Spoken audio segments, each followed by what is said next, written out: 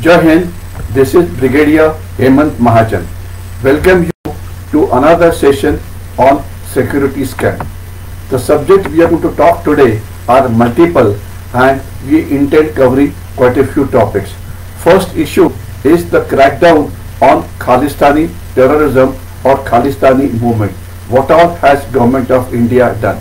Second, there is an important report which has come up of the Defence Parliamentary Committee, in which it has covered important issues which affect India's security.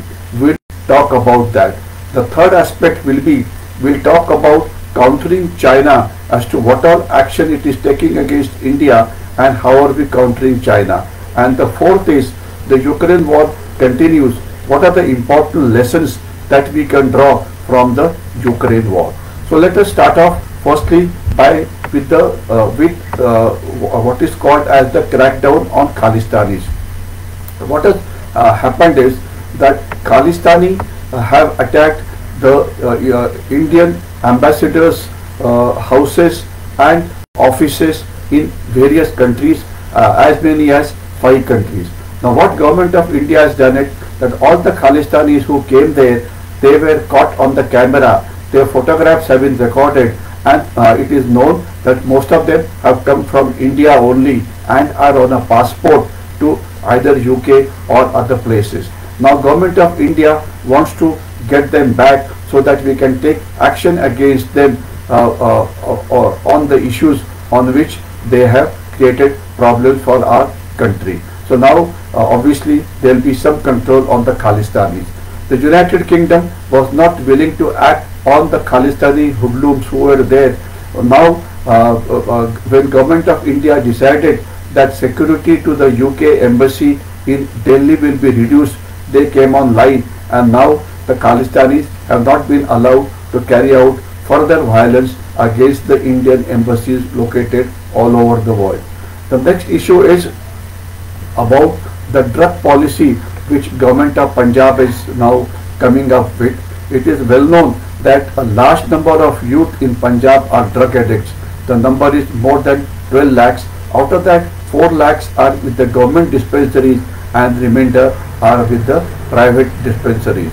Now the most important issue is that despite all these de-addiction centers whose numbers has been given by Government of Punjab, the most important issue is that the drug addicts number, instead of decreasing, is only increasing every year. And what we have to understand is, whatever number Government of India gives, the actual number is much larger than that, which simply means that the narco-terrorism or drugs is a very, very important issue as far as Punjab is concerned. So therefore, a drug policy has now been formulated which will be used against the drug addicts. The basic issue is, in addition to giving them antidotes, in addition to giving them treatment, they will also be counseled by the seniors, counseled by the religious teachers, counseled by the NGOs. Their treatment will be monitored, the treatment will be kept continuous. The aim is to win away the youth who have fallen victim to the drugs. If this happens, it will be a good thing from the point of view of Punjab and rest of the country. The diaspora warfare which some of the Khalistanis are waging against India in United Kingdom, in USA, in Canada and in many other places, that has to be taken head on, and these countries have to be told that it is your job to protect Indian consulates, Indian embassies when they are in their countries. The next issue is about the Defence Parliamentary Committee, which has given a long report on various issues that are today plaguing the Indian Armed Forces. First issue is, it says that there is a very serious problem faced by the Indian Air Force. In fact, the statement has come from Indian Air Force only, in which it is said that it is already down to 31 squadrons. It is authorized 42 squadrons, but down to 31 squadrons, and even in this there are 3 squadrons of MiG-21 aircraft which have become completely obsolete. They have to be replaced by LCA Mark 1A, but the Hindustan Aeronautics Limited, which is manufacturing these aircraft, is not able to produce them in adequate number. So the Defence Parliament Committee has obviously said that the speed of manufacturing this aircraft should be increased so that the force level of the Indian Air Force does not fall down further.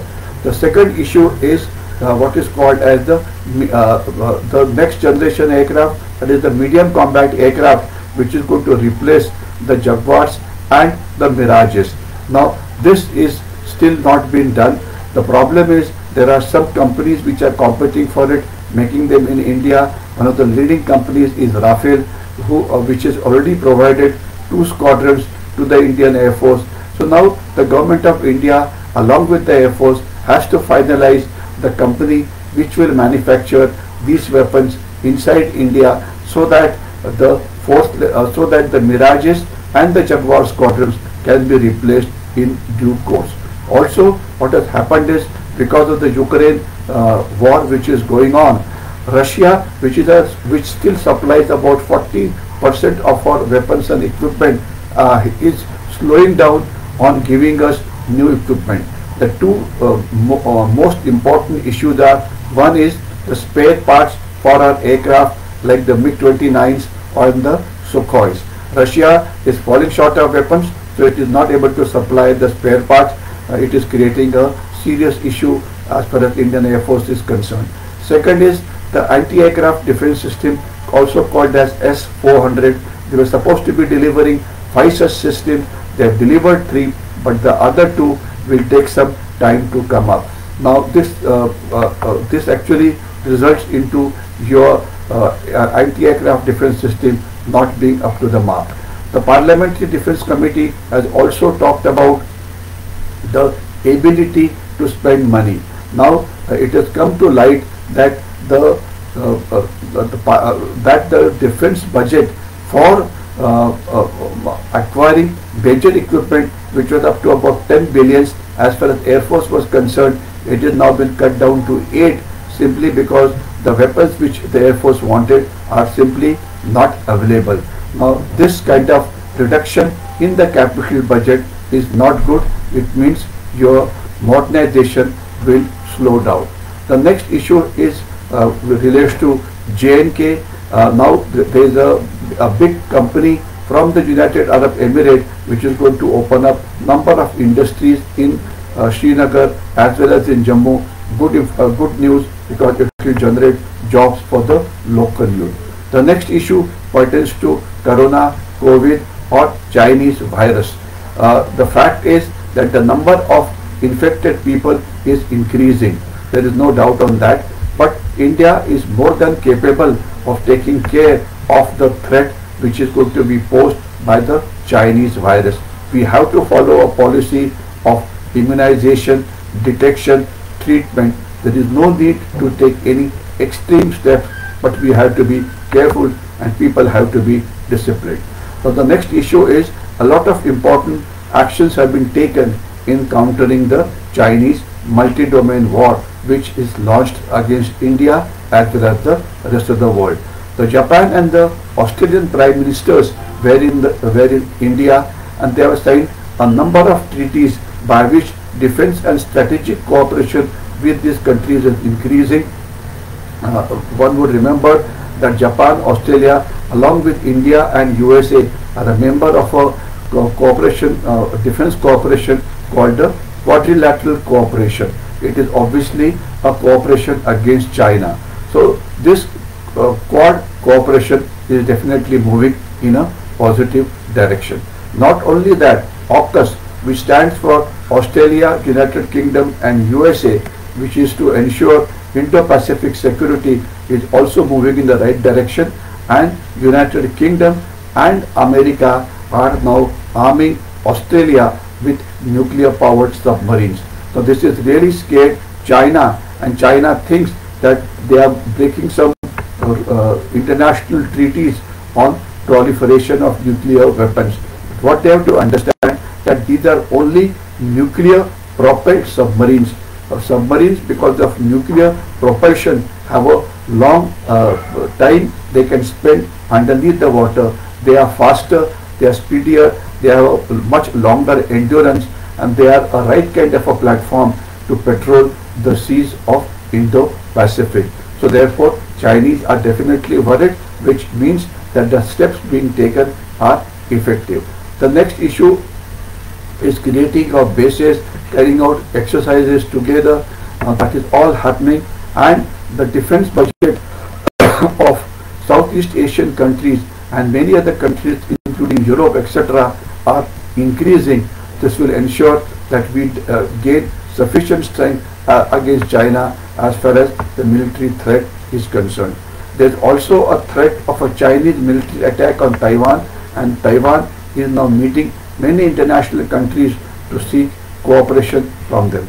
Now, the Chinese tried to mediate between Ukraine, China, Ukraine, Russia to end the war, but it did not help because the Western world, including Ukraine, have no faith in China. Now, just one or 2 points about the Ukraine war. Russia's asymmetric response to the 21st century strategic challenges, they are going to carry out robotization of their armed forces. Means they will be using a robo instead of a fighting soldier, simply because the Russians are not willing to fight on the battlefield. So Russia wants to replace them with robots, and that's a very dangerous thing to happen. Let us keep a watch on this. The next issue is about the Western hypocrisy against India. The Western world, especially the USA and the Europeans, keep on lecturing us on various issues of human rights, governance, etc. Now, the Western world itself was not did not respond adequately when it came to countering the Khalistani terrorism. Not only that, recently a report has been published by the United States on human rights. What we have to understand is that this report talks of human rights everywhere except the United States, where they are violated most, be it rape, be it murders, be it acting against police, be it high-handedness of police, etc. In every known perimeter, USA is way behind India. But they lecture us while they cannot maintain human rights of their own people. This is like weaponizing the human rights. The second issue pertains to United Kingdom, who lecture us on many issues, but today a report has come against them that they are stopping the people coming to United Kingdom, the ones who want to take an asylum there. Now, Mr. Rishi Sunak, the Prime Minister of UK, said that he will not permit anybody to infiltrate into the United Kingdom. And even here, there was a complete hypocrisy when the UK Embassy in India said that a toilet, public toilet, should not be constructed next to the house of the UK UK ambassador, because it will be a security threat. And toilet will be a security threat, but Khalistanis demonstrating and tearing off Indian flags in UK was not a security threat. The last issue pertains to job security or human being security. The various technological companies are downsizing. Almost 2 lakh jobs have been reduced in United States and in England, and India is one of the most affected nations by this, especially the Indians who live either in UK or in USA. Almost about 80,000 Indians have lost jobs. So therefore, the rule there says if they are without a job for about more than 2 months, they are required to leave USA and come back to India. Now these Indians are very scared. Of course, the Indians there are helping each other, trying to find out jobs for them, giving them economic help, but how long can they do it? So therefore, now the good information is, now the United States has decided that instead of throwing them out after 1 month or 2 months, they will now be allowed to stay there for 1 year to get some job, in which if they find a job, they'll stay put there. If they don't, then they'll come back. So today, because of slowing down of economy in the United States, in Europe, the jobs are decreasing. So therefore, Indians who have gone there on various cards, various visas are in trouble. Let us hope that this issue gets resolved fast. I'll stop here. Thank you and Jai Hind.